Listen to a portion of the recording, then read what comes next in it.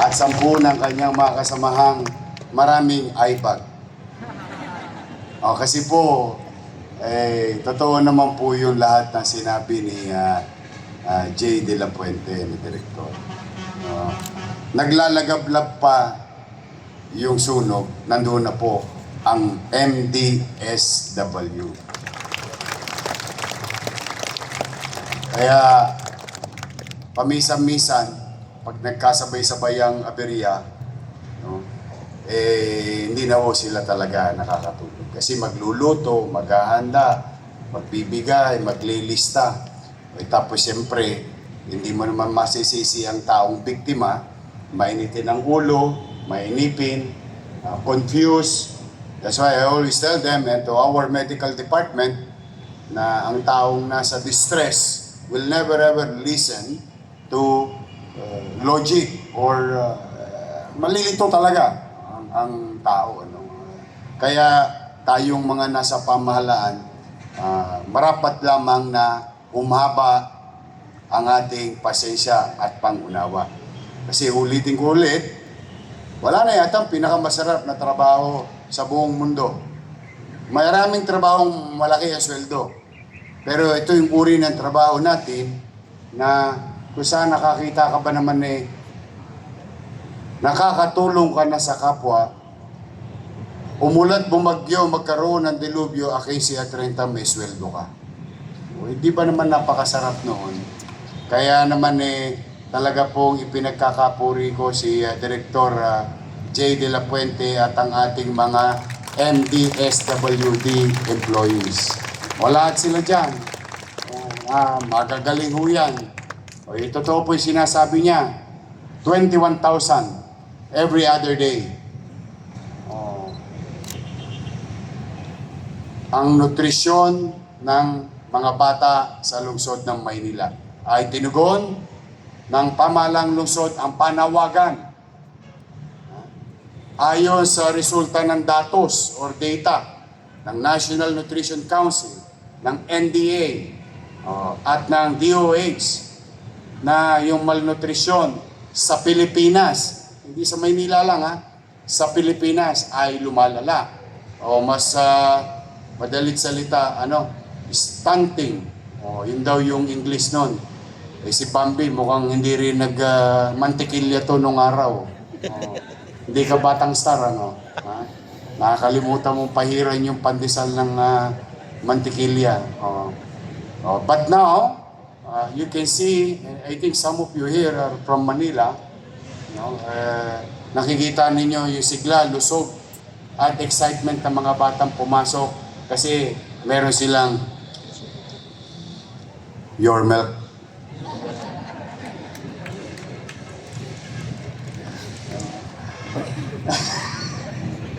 Anyway, thank you very much, Jay.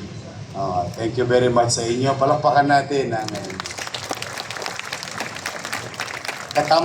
katandem yan ng MDRRMO mga batang amog.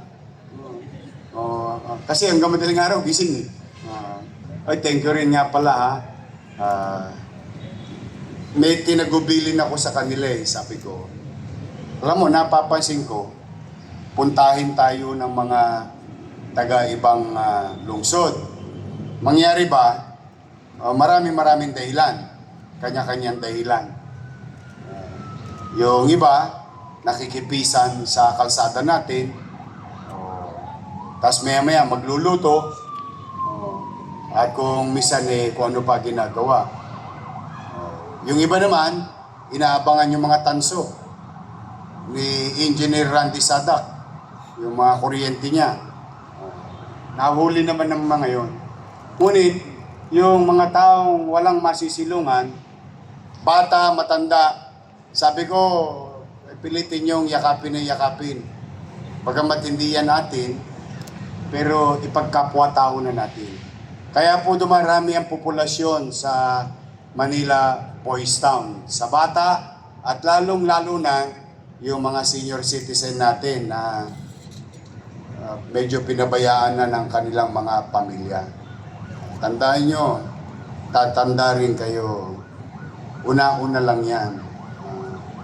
But then again, as your city government, through the leadership of Jay De La Puente, yun na, tangan-tangan po natin. Bagay na pinagpapasalamat ko naman sa ating Manila Health Director Grace Padilla, regularly binibisita ng ating mga medical frontliner para kalingain din ang kanilang kalusugan. Thank you very much, Grace Padilla. To all of you here, good morning. Meron po akong nabisita doon sa going back to Manila Boys Town. Medyo yung poste po natin, kasing edad yata ng Boys Town. Talagang tumukod na. Sabi ko kay Engineer Andres, lambingin mo nga yung Meralco, baka kung po pwede. Yung mga poste nilang, kasi ginagawa na po ng Meralco ngayon, correct me if I'm wrong, the way I look at it. Yung mga kahoy na poste ay pinapalitan na ng mas sturdy materials, which is in this case, concrete and metal. No, yan ang nakikita natin ngayon. Sabi ko baka po pwede makadisgrasya tayo ng poste para maayos ulit yung kable ng kuryente sa Boys Town. And with that, today, we have a visitor from One Meralco Foundation, Jeffrey Tarayao, President of One Meralco Foundation. Represented by Ms. Grace Noche, Program Manager. Ma'am. And Joy P. Mendoza, Senior VP and Head Central Business Area. Represented by Peter Paul Garcia, Relationship Manager. Ella Blanca Caparas, Relationship Manager. Huwag mo kayo mag-alala. Hindi po nila kasama si Judith. Hoy, marami-rami na kami nabayad, tuwan-tuwa daw yung Meralco ngayon. Nakakabayad na yung Maynila. Laki ng utang natin sa kanila, 300 milyones Nung nag-assume ako Yung isang health center nga ni Padilla, nung, I think, August, hindi pa ako nakakahinga naputulan Pero mabait naman, sabi ko, steady lang kayo, bigay lang kayo ng bigay ng kuryente. Magbabayad naman kami. But I'm happy, thank you very much Paul. Thank you very much sa iyo. Nakaka-update na tayo. Pero at least wala na tayong Judith sa Maynilad, sa Manila Water, sa internet, sa telepono, name it. Meralco na lang kasi medyo malaki yung TOS gas But then again, I just like to thank you on behalf of the people of Manila sa pang-unawa nyo sa amin, sa aming obligasyon. Pagamat yun ay mga nagdaang panahon, I will recognize it. But today, we are very grateful again, heeding the call of our City Engineer Andres na Malagayo, Boys Town. Yung mga nakanyanggan yung poste ron. Todas na yun. Magre-retiro na dahil bibigyan tayo ng bagong poste ng Meralco. And soon, may awa ang Diyos through mabubuo na yung buong programa. Department of Agriculture, BPI, Bureau of Plants, TESDA, City of Manila, private sector, and institution. Soon, we may. Kasi from Singapore to Bulacan, noong isang araw, tingin ko mabubuo na yung konsepto, inaayos na ni Chief Cesar Chavez, ang ating Chief of Staff. Soon or maybe latter part of this year, we can now produce our own food in the city of Manila through Manila Boys Town. May awa ang Diyos. So again, to Meralco Foundation, thank you. Para Manila Logistic, Jeff Del Rosario, Team Leader, Mike Publico, Staff, and Manny Mansan. To our Vice Mayor, members of the City Council, at shout out sa lahat ng regular employees.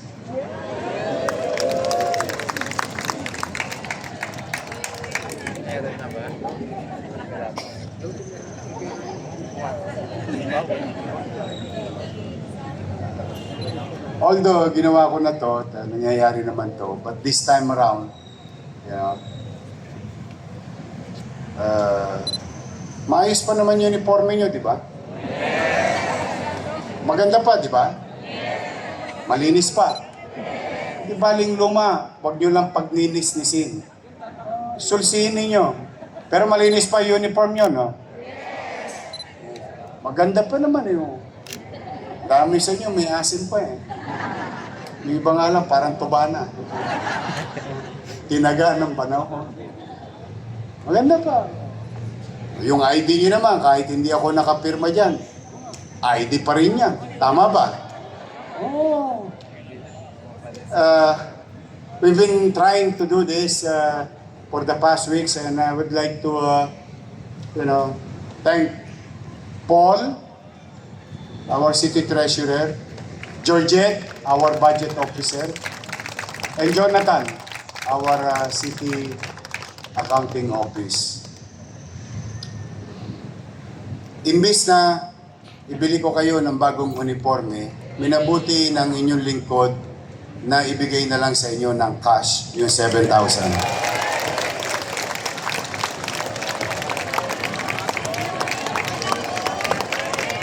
Papasana all ka na lang, ano. Yung mga umapila na yung J.O. yun. How I wish. Kaya sabi ko sa inyo, bakit kami nag-isip ni Paul, nag-meeting ni Paul? Kasi gusto ko pati J.O. sana yung COS. But the thing is, it is not allowed by law. Kaya it's not because I don't want to give you. I'm really trying to do my best to really maneuver our fiscal situation. And so far, nagkakaroon na ng magandang traction simula January 1. So far, ayaw ko lang ipagpaunat, ma-excite. Baka mawendang na naman tayo. Yari na naman. But I would like to inform all 8,543. Today, 90% of you, pwede nyo nang kunin yung 7 bulig. Muntik pa ako mag-abono. Yung 7. Minabuti kong cash na lang muna para kahit papano, kasi yung iba sa inyo, tingnan mo yung nasa wakali mo, yung nasa kanan mo. Before you know it, may problema sila sa loob ng bahay. May pangangailangan. Kaya mas minabuti kong i-cash na lang para kahit papano, may mabubunot kayo ngayong linggong ito na para sa inyong pamilya. Ha? Next year, tingnan natin kung maluluma na ang uniform ninyo. Kaya, lalaban nyo lagi yan, ha? Di baling luma, wag lang dugyot. Ha? Ulitin na, di baling luma, wag lang dugyot. Pagka nag-ninis-nis, sulsihin ninyo. Yan naman na sinasabi lagi ng nanay ko. Pero, ito ang merong magdo-double whammy rito. May magti-triple whammy. Kasi, napagalaman namin ni Paul, ni Georgette, ni Jonathan, noong 2021, may 10 employees na hindi nakakuha ng clothing allowance. Noong 2022, may 62 employees ang hindi nakakuha ng 7,000. For whatever reason, I don't know. But, sabi ko nga sa inyo, di ba, naririnig nyo naman dito, more than naririnig nyo sa kalsada, sisinupin ko, pipilitin kong mag-inam. Nasiyasat namin, kawawa naman. Di ba? 2023, 131 employees hindi nakakuha ng 7,000. May 6,000 dito, 2,000. Ano yung 6,000 dito, Paul? 23? Ayan. 24, 6,000 din. 181 employees. Ngayong daan, 2025, 679 employees. O ngayon, malamang ikaw yon. Tahimik ka lang kasi baka nabali mo na, ayaw mo maibayad. O, pumanatag ka na. Nasaan ka man ngayong umaga? 1, 2, 3, 4, 5, 6. 6 na palo ka. Ay kasi, due naman for you. Why not? Ba't di natin ibigay?